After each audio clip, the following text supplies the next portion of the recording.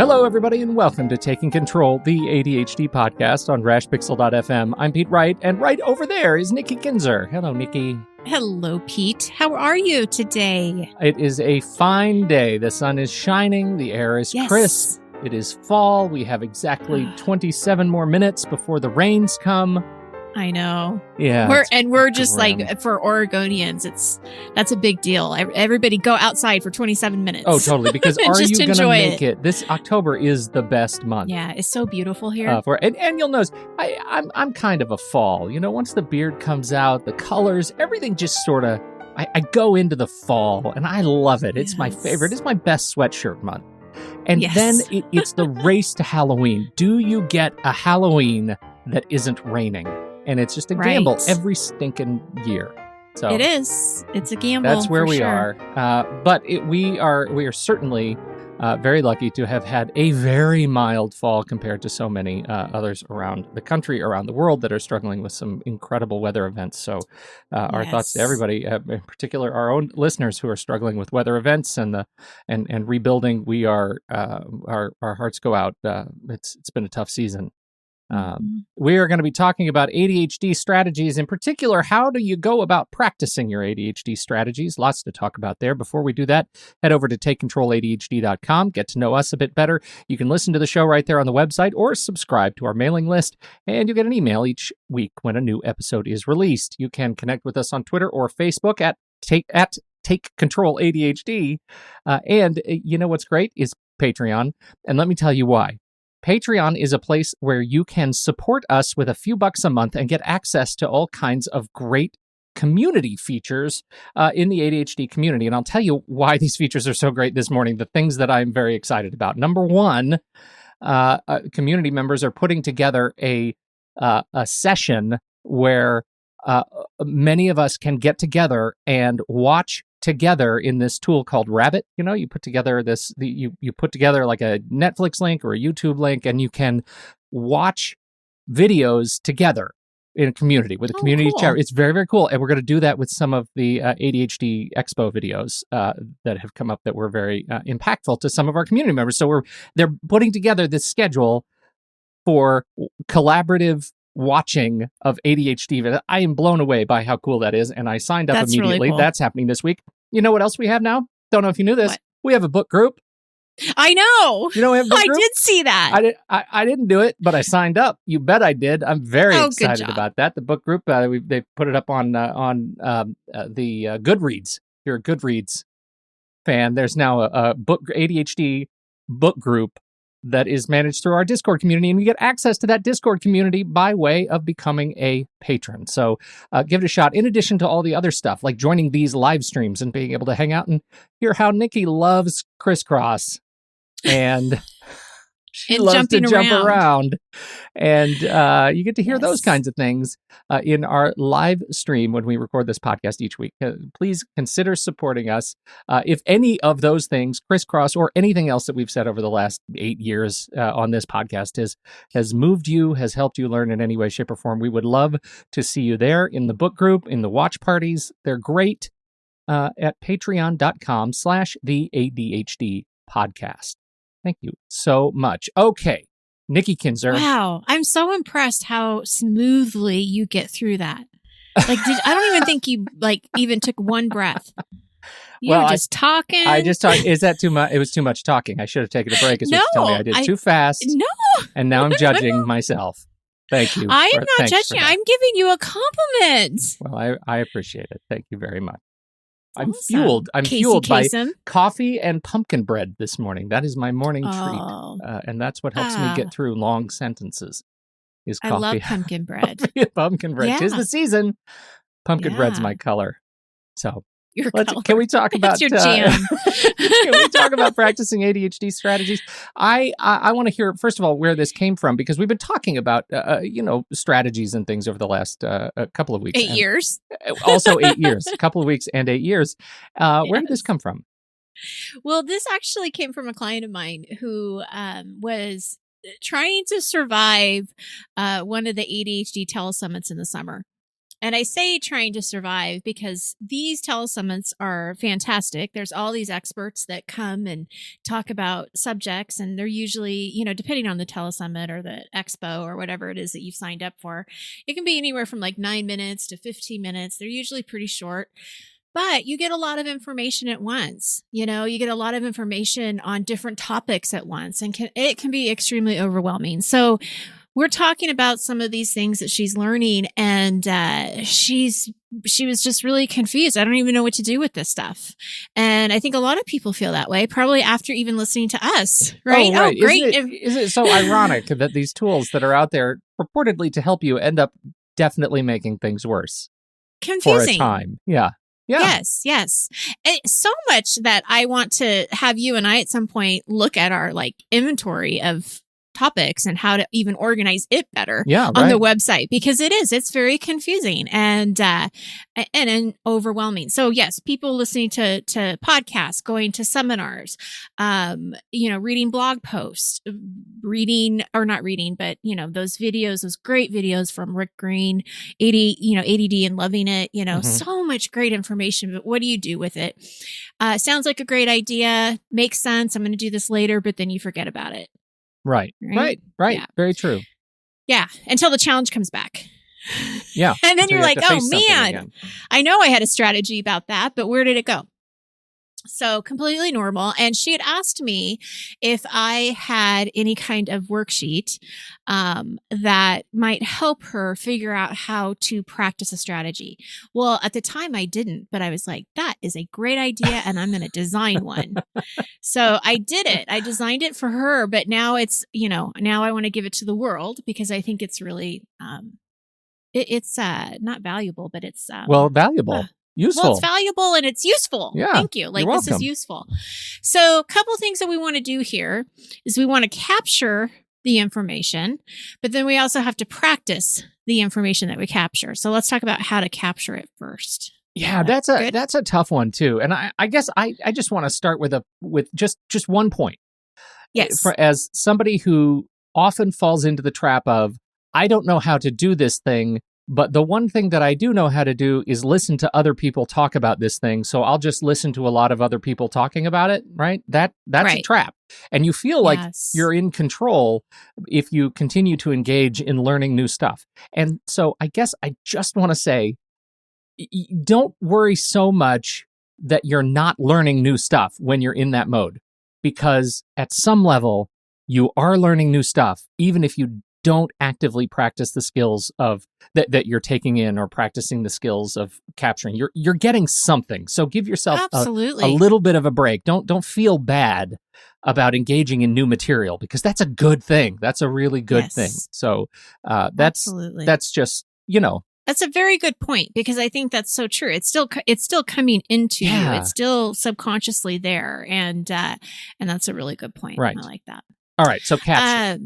Well, capture. I mean, I think that one thing we can probably, at least most of us, agree on is that if you're capturing information that you're learning and you're putting it in different places, that's probably not a great strategy.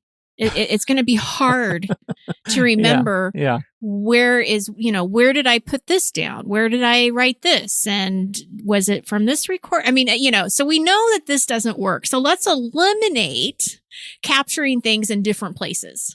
Create yourself your very own set of learning assets that are just one place, whether it's a set of Moleskine notebooks or field notes or one Evernote journal or a Notion journal, like whatever you do, make it the one and true and holy book of learning for you. Yes. And I'm going to make that an acronym. And that's all you got to do. Yeah. That's all you have to do is just capture it in one spot, so that anytime you want to review what you've either learned in the past or you want to add to this because you found something new that you really want to try that really resonated with you, this is where you want to put it, is into one spot. And I kind of call it like the ADHD toolbox, right? This is your toolbox. This is your personal policy manual of how to, get through daily life. I love that. Yeah. Yeah. I think it's great. So that's it on capturing. Just capture one place. You get to choose what that looks like. Well, okay. So then I want to ask some questions then. And Okay. that's around.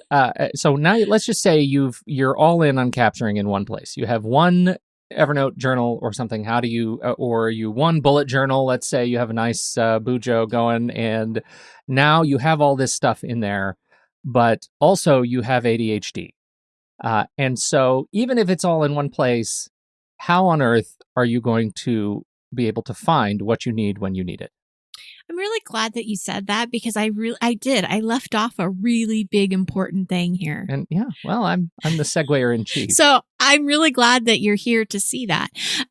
Yes, we do have to probably somehow, this is going to be a nasty word for some people, but categorize it in a way. Right? I mean, because it will be really overwhelming to open up your bullet journal or your Evernote and seeing a bunch of stuff. I mean, yes, it's all in the same spot, but it is definitely going to be overwhelming. So that is a piece I did forget. So thank you, Pete, right? Well, I looked to serve. Yes. So I would say depending on what you choose, whether that is a binder, Evernote, bullet journal, whatever, I would say that you probably want to do some general categorizing. So if you're looking at ADHD tools, I mean, you can separate time management and organizing. You can separate memory and social relationships or whatever. Like you could start to kind of separate those things a little bit so that it's a little bit more broader and you can go in and find what you need. If you're using, and you'll appreciate this, if you're using something that's more technical, use the tags. Yeah. That's easy, right? Well, you tag it. It is easy to tag. I would also say one thing you can improve your skill on, one thing you can learn about, particularly in Evernote, is search. And I think that is, for me, the number one Monday morning, day one skill that I use more often than anything else in these tools, both in Google, so Gmail and all the associated Google tools, but also in Evernote and Notion, is how to run search effectively, how to search for specific terms. So you don't have to think so much about tags and categories, which can end up being overwhelming a system pretty quickly. But know confidently that when you search for a specific term that you would have written in the text, that you'll be able to find those notes. And and so for me, that's a super useful thing that has freed me from the overhead about thinking about categories and tags or notebooks and tags in a way that I used to spend a lot of time thinking about. This is the same thing in email, how I just don't file email anymore. There's my inbox and there's the archive, and it's just one giant archive. And I just don't file email anymore because search has replaced all of that cognitive overhead that I used to spin my wheels thinking about. I just don't have to do that anymore. So number one, learn to search. And I can actually post a link. I'm sure there is a good video that somebody else has already done that can help us start that process if you need help. I'm seeing a future tech podcast episode. There might be. There are hints of it in the ether. Hints, shiny hints. There is, because when you say that, even about the email, that you don't put your email in categories, you just archive and use the search. I could do that. I could actually learn from you on that because I'm still using file folders. Oh yeah, and sticking things in there. Yeah, but then I don't go to them. I never go to them. So anyway, that's a whole nother subject. But I like that. I think that we should talk about that at some point. Right. Okay, so we got to get to the practice part. Right? Because a lot of times we forget to even practice the strategies that we've learned. And I think that one of the things that I've seen with clients is they want to try to do everything all at once, because they want change. I mean, they want this challenge or whatever it is that they're working on to be finished. But this is also just kind of like capturing in different places doesn't work. Trying to do too much at once doesn't work either. This is not an effective solution. So we've got to eliminate that. So my suggestion is to go back to starting small and with one strategy at a time. So the worksheet that I designed was to just practice one strategy at a time. Now, this doesn't always have to be the case. There might be some situations or, where you can work on more than one or two strategies at a time. But I'm just going to use this as a good place to start. One small strategy, or start small with one strategy at a time. You know why I love that? Can I tell you? Because it shows that we are scientifically minded. Because you know what a scientist would do is change one variable and look at the impact of that change on the overall system, on your controls, right? On the things that you are not changing. And you have to do that to be able to, when you're integrating a new process, when you're learning a new skill, you have to be able to change the one thing and see how it changes your world, see how it changes the way you interact with the world around you. If you change too much at a time, you don't know if any one thing is working or not. Really works. I love it. And that's why I ask people around me to call me scientist. Yes, I should start that. Footnote, I am not a scientist. Me neither. But we like to pretend we are on podcasts. Right? I'm not a scientist, but I play one on the podcast. I play one on the podcast. Yeah. No. Okay. Moving on. With the unscientific piece of this. Right. Yes. All right. So how do you decide what strategy to practice first? Because this is going to be a question that's going to come up because again, you want to practice all of them. They all look good, right? So what I would tell people is if you don't have a toleration list, you might want to think about maybe getting one. Mm-hmm. We know if you've listened to the show for a long time, tolerations are those little things that are kind of bugging you that you want to take care of. So we can look at the toleration list. We can look at, what's keeping you up at night. What do you keep thinking about? Choose a strategy that maybe you've tried in the past that worked, but you forgot about it. That's a great place to start. Yeah. And consistency is not our measure of success. I've said that before, and I certainly want to repeat that with strategies here too. I think it's important to understand that we're not looking at consistency. So even if it worked in the past and you stopped doing it, it doesn't mean that it's a bad strategy. Let's go back and review it. That's right. So we will put the strategy worksheet into the show notes. So you guys can download that. And what I'm going to do now is just kind of go through with some examples of how to use this worksheet. And the purpose of it is to, really identify what makes the strategy important. It gives you a way to track it, and it gives you a way to analyze it later. So my strategy that I'm using or that I'm going to practice is I'm going to use 2 alarms in the morning. Okay. So this is the new strategy because I want to get out of the door on time. That's my biggest thing is I'm not leaving early enough. Right. So I'm going to try the strategy of 2 alarms. I'm going to set one at 30 minutes before I have to leave. And then I'm going to set another one at 5 minutes before I have to leave. So that's my strategy. I explained it. So what's the purpose of the strategy? I need to leave the house on time, right? That's my goal. So what makes this matter to me? Well, every day I've been late and Pete, who is my coworker, gets mad. And he's irritated with me. Well, you could. You could be getting mad at me. So the problem though is that this bothers me, right? Because I don't want people to think differently of me. And I want to show that I'm still reliable. This isn't going to be an issue going forward, right? So this matters to me. My reputation, just how people view this matters to me. Right. All right. Okay. So now the next thing is to paint a picture of where you are now and where you want to be by using this strategy. So right now I'm feeling like I'm running around in chaos every morning. I'm stressed. And then there's this fear that I'm going to be forgetting something because my anxiety is sky high. Mm-hmm. I'm worried that Pete is going to actually say something to me today because he is mad, even though he pretends like he's not. Furious. And then, but where I'd like to be, where I see the future is I would like to have my mornings be more calm. I'd like to be a little bit more in control. I'd like to be able to find what I need and just have a more peaceful beginning of my day. Mm-hmm. That's really where I would like to be.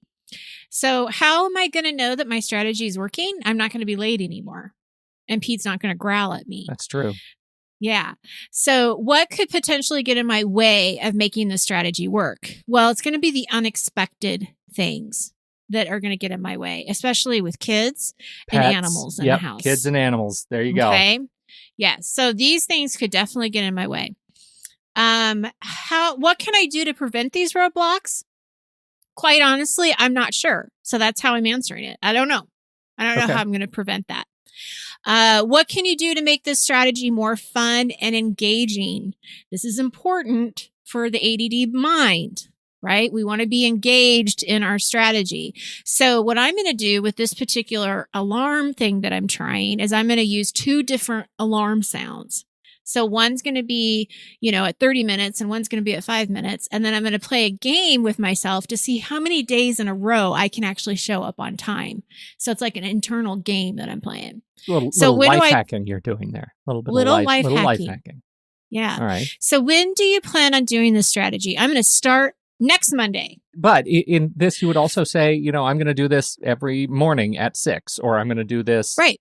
Yeah, this is where you describe in detail what your schedule strategy looks like. How am I going to remember to do it? Well, this is pretty easy because my strategy is to use reminders. So I'm going to use a reminder to remind me about my reminders in the morning. Mm-hmm. I know that sounds weird, but somehow I have to remember to do this. So I have to use some kind of trigger to set that alarm. Right. So maybe it's a notification on my phone or something that comes up that's going to tell me set your timers for 30 and 5. Right. What external support do you need to find success? Right. I'm answering it saying none right now. Because this is all you. It's all me at this point. Yeah. But it may come down to needing to document an accountability partner or... You bet. Right. So software or a community member or some external outside, something you can't touch directly, some sort of support to help you get this done.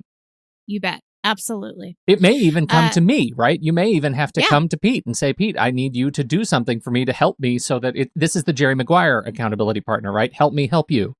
Right.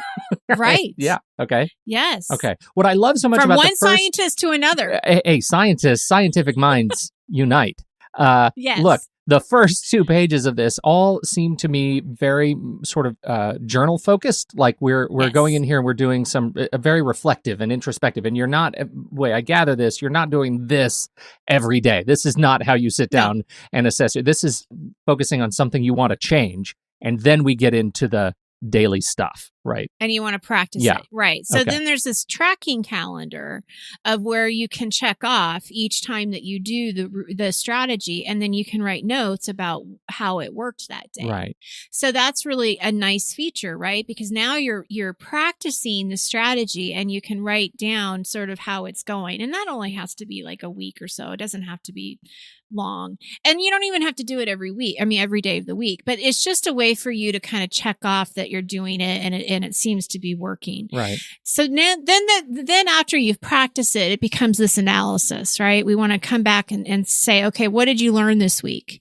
Well, I learned that the alarms are helpful to keep me aware of time. Mm-hmm. So I did feel like they were helpful in the sense that I was aware when it was 30 minutes and 5 minutes. What worked? For me, the 30-minute alarm worked because it kept me aware that I needed to speed things up a bit, right? Like there was this, okay, I'm at kind of the last mile here. I got to speed it up a little bit. But what didn't work was the 5-minute alarm because that completely stressed me out and it wasn't helpful at all. Right. So that's important to know about yourself. Like, okay, well, part of it worked, but part of it didn't. So it's not expecting that the way that the strategy has been taught to you is going to necessarily fit for you exactly. Mm-hmm. Like that's where you're going to have to really try to manipulate it for yourself and figure out what's going to work for you because everybody's different. Next question. Do I want to continue to focus on this strategy? Yes, I do, because it's still very important to me and I haven't figured it out quite yet. Yeah. What changes need to be made? So what I need to do right now is I need to play around with that second timer. what time feels better to me so that doesn't cause more anxiety. So maybe instead of 5 minutes, maybe I'm going to try at 10 or 15 and see if that gives me a little bit more time. Again, how am I going to remember? I'm going to use my reminders to remind me of my strategy, and I'm going to keep this worksheet out in the open, because this is it is like a scientific project that you are working on right now. So all of our listeners are also scientists. Yes. Look at the community of scientists that I know. We are all very amazing. Yes. Yes. It is. It's true. That is true. So that's what we need to do, is we need to see how is this going to work, right? I'd like to apologize to the people in our community who are actually scientists. Actual scientists, yes, believe me, we're on your coattails. We're on your lab coattails. Yes, we are. And we bow down to all the work that you do in the real world. Yes. So then the last question is, what's next? Are you ready to add a new strategy? For me, I wasn't yet, because I really needed to get the timing right on this. This was still really important to me. So I'm not going to do anything else right now. But if you are at a point where you feel like, okay, I've got this, so I'm going to put this tool in my toolbox, so that I don't forget that this actually did work. And then I can kind of keep moving on to other things that I want to work on. That's perfect. And I should say, as you've been talking, what you may not know is I found that worksheet, and it's been on the screen, and it's lovely. And you can see as you're looking at it, like I've made it all fillable, so you can type in your responses in this PDF as you download it, and even all the checkboxes on the tracking calendar are all checkable. So you can say, hey, this is when I finished this thing, and add your special notes. And, you can make it work for you there. So hopefully that's handy for everybody. Yes. There you go. So there you go. That is the strategy. That is how to practice a strategy. One strategy. So you should do one of these for every strategy that you want to take on, and not all of them at the same time. Not all of them at the same time, and not all strategies are going to need to be this thought out. I mean, we don't need to be, that scientific about everything. Can you really be too scientific, Nikki? Really? Well, I don't want to overwhelm the person thinking that they have to do this every single time. But the ones that are important to you, the ones that you really want to really pay attention to and focus on and tweak and really make work, I think that it's very valuable to go through this process and see how it's developing, and then be able to put this worksheet in your binder or in your note. You can scan it, or if you're doing it on computer, anyway, put it in your new version of it. Yeah, absolutely. Yeah. This becomes part of that capturing. What sort of suggestions do you have around time and integrating new practices into your life? For example, say you're taking on this one, the don't make Pete mad practice strategy, right? Yeah. Mm-hmm. He's a bear. And and then you get it and you feel like you have a system that works for you. At what point would you start introducing a new one to practice on? When you're ready. I mean, I think that that's going to be a very individual question, or answer to other, everybody's going to have a different answer. Mm-hmm. Some people are going to want to start right away, right? They feel like they've got this one down and they're going to go straight into the next one. But maybe you want to keep practicing this, or maybe you want to use this same idea, but instead of just for work, you're going to apply it to social situations. To the weekend. Right. Like I'm late to appointments a lot on the weekend. Yeah. So now I'm going to move it away from just getting to work on time to, how do I make sure I get to the doctor's office on time? Mm-hmm. How do I make sure that I get to the party on time? Those kinds of things. So, I encourage people to try strategies. I don't want them to just sit on one forever. I mean, keep trying them, but definitely give yourself a lot of grace.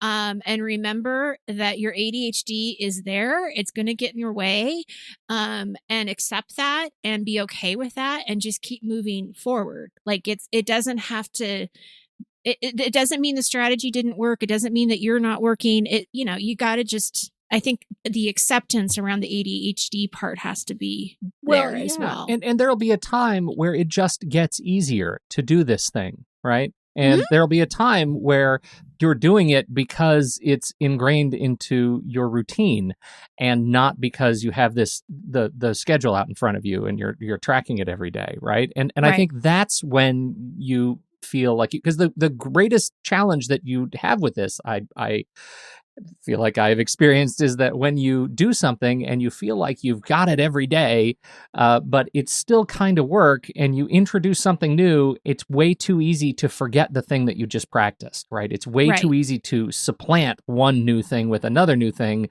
if you do it too soon. That's my personal challenge, and but I suspect that I'm not alone. Oh, I'm sure you're not alone.